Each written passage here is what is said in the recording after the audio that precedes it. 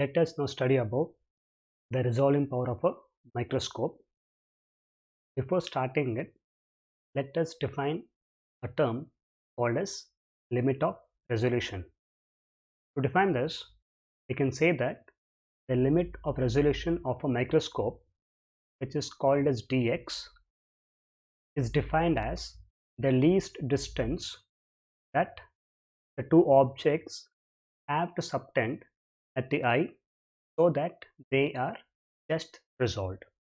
Which means if there are two objects, let us call as object A and object B, if these are seen through a microscope which will have an objective lens like this, we have learned that the two objects would form a diffraction pattern on the image plane.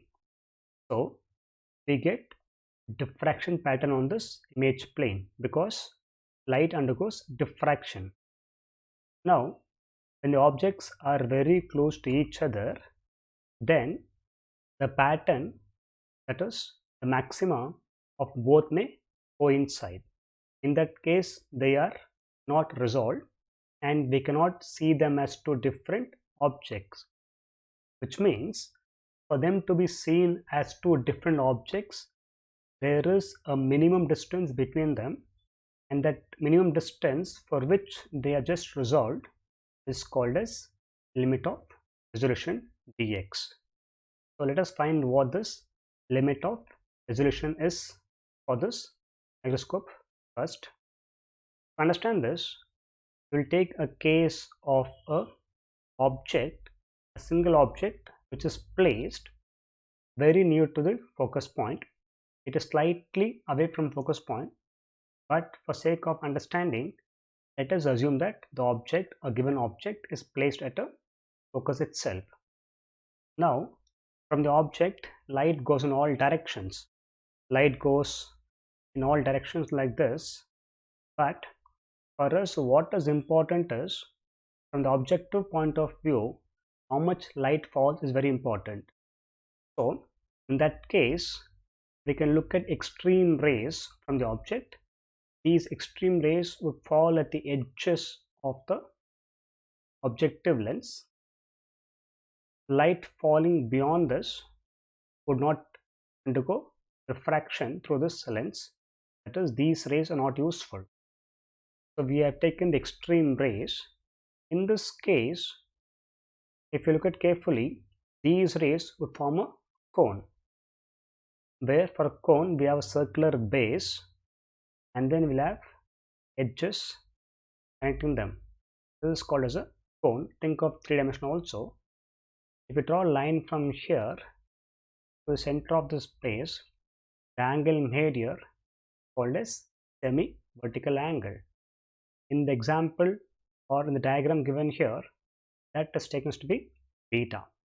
So beta here is called as semi-vertical angle. Now let capital D be the diameter of this objective lens. Now from this triangle, we can find what is tan beta. So tan beta from here would be equal to d by 2, because the distance from this point to this point is half of its diameter, which is d by 2, by, since the object is placed very close to the focus point, it is taken as by f, because tan of an angle defined as the ratio of opposite side by adjacent side.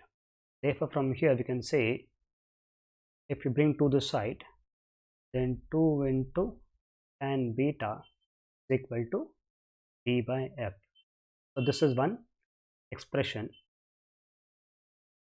Let's call this as 1. Now in the diagram, if you look at a ray or light passing through optic center, light from here undergo diffraction, light deviates, and we learned that in this case light forms a pattern such that we get alternate dark and then bright bands. The center one called as central disk or called as Aries disk, and this contains around 84% of the light incident on it. And then we get alternate dark and bright bands. Suppose the angle which a ray makes with the principal axis is theta. This angle is theta here. Then we have learned that in case of diffraction, this theta is equal to 1.22 lambda by capital D. This is not proved because the proof of this is not required for this course. This comes from something called as Bessel's function, which is not required for this level. But learn the answer that theta is equal to 1.22 lambda by capital D. The distance between the objective lens and image plane taken as V is the image distance. So from this triangle, if the radius of the central disk, the circle is R0, then from this we can say that R0 from here is equal to V into theta, because the arc length is equal to radius into the angle made. Putting it back here, R0 is equal to 1.22 lambda by T into V. This V, let's call this as 2. Now, the magnification produced for a convex lens, this magnification produced for convex lens, which is called as M. This M is equal to image distance by object distance.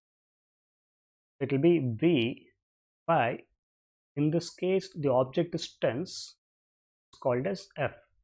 So M is equal to V by F. Now, to find whether the objects and their images are resolved or not, we'll take a case where we have a objective lens like this, and suppose we consider one object at this point P called as object P itself, object Q. Then these objects would form images at two different points. Let's call this as point P dash. The image of this at say point Q dash. Now this distance, if we call as some dx, and this we call as some dx dash, then for the images to be seen clearly, they should be just resolved. Now just resolved means that the maxima of one would fall on the minimum of another. So this is the minimum of this, say for example, this is the intensity pattern for P, and then if you look at the pattern for Q, suppose the minima of this Q falls on the maxima and vice versa, that is the maxima of Q falls on minima of P, then they are said to be just resolved. In terms of the central circles, if you have one circle like this for P, let me draw for Q with different color. In this case, they are not resolved. It is not resolved. Suppose the objects, the images are seen like this. This is Q, this is P. They are well resolved, but for them to be just resolved, if P is like this,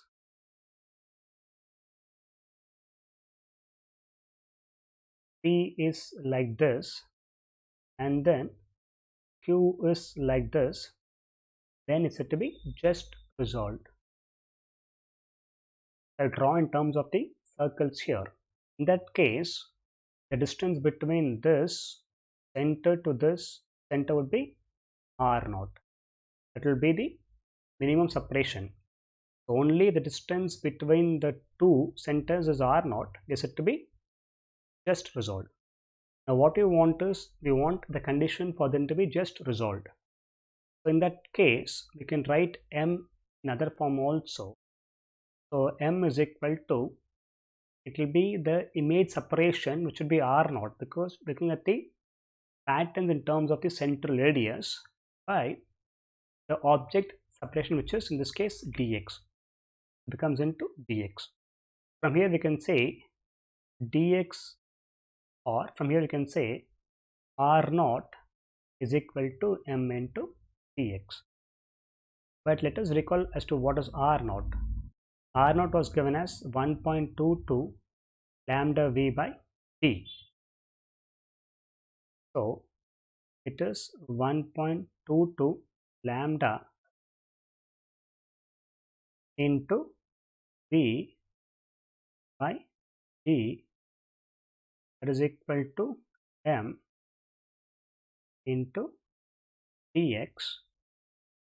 We can write capital D from this form. From equation 1, capital D is equal to 2 times tan beta into f. Capital D was 2 times tan beta into f. Putting it here, what we get is, we get 1.22 lambda into v by 2 times tan beta into f is equal to M into dx. But recall what is M. M is defined as v by f, means v by f from here gets cancelled with M. Therefore, finally what we get is, the limit of resolution is 1.22 lambda by 2 times tan beta. This is the required formula for limit of resolution. As seen here, this is the formula what we derived.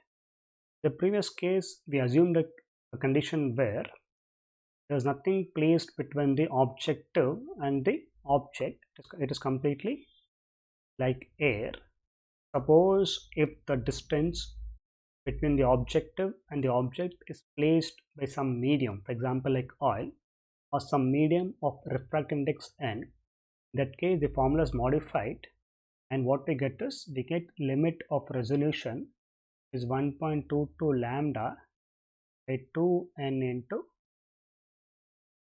it is, we got sine beta, but for small angles sine beta same as tan beta, therefore you can write this also as sine beta, because the angle made is very small. This is the form for limit of resolution. The lambda is the wavelength of light used, beta is the semi-vertical angle of the cone, and n is refractive index of the medium surrounding the objective. This term here, n sine beta, is called as numerical aperture. This is the form for limit of resolution, but what we want is resolving power. So resolving power is 1 by limit of resolution.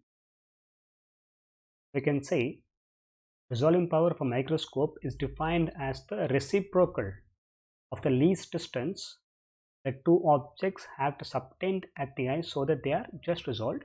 Basically, this last part here, that is least distance that the two objects have to subtend at the eye so that they are just resolved, this is called as limit of resolution, and resolving power is nothing but its reciprocal. So that is what is mentioned here. Putting it back, resolving power would be 2n sine beta by 1.22 into, and its SI unit would be per meter, because it is 1 by distance is per meter. So let us see as to how we can increase the resolving power of a microscope. Let's recall that resolving power is equal to 2n sine beta by 1.22 into lambda. Now here we can increase the resolving power by increasing the aperture size of the telescope. That is because if we have a bigger telescope or bigger aperture, more light will be gathering from the object. Because if we have object here, and if you have very small telescope or small objective here, then most light will go wasted from the objective lens point of view, because these light rays will not contribute to the image formation. So to avoid this problem, if you use, instead of small, if you use a bigger objective, then more light is gathered. The more light has been gathered, the better it is for image formation. So one way is by increasing the aperture size of the object. The second way is by decreasing the wavelength of the incident light, because here resolving power goes inversely as wavelength. By decreasing the wavelength, we can increase the resolving power. And third point, as seen earlier, if you make n to be more than 1, then resolving power would increase. So suppose we put a medium like oil, then resolving power would increase. Such kind of a process or method is called as oil emission. As seen here, if we have a source of light and then if we have a glass slide in a specimen, and somewhere in between object is placed, there is air here, light would deviate more. Only a small part of it forms the image. But instead of this, if you place oil between the objective and the slides, then this oil, being denser medium, would pull light rays towards itself. Recall in case of refraction that if light moves from a rarer denser medium, light rays would move more in the medium. So these light rays which were refracting more would be converged because of presence of a medium. So more is the light, more better is the image. So the light rays which were going away have been pulled towards the objective. This is called as oil emission method. In this way, we could increase the resolving power of a microscope.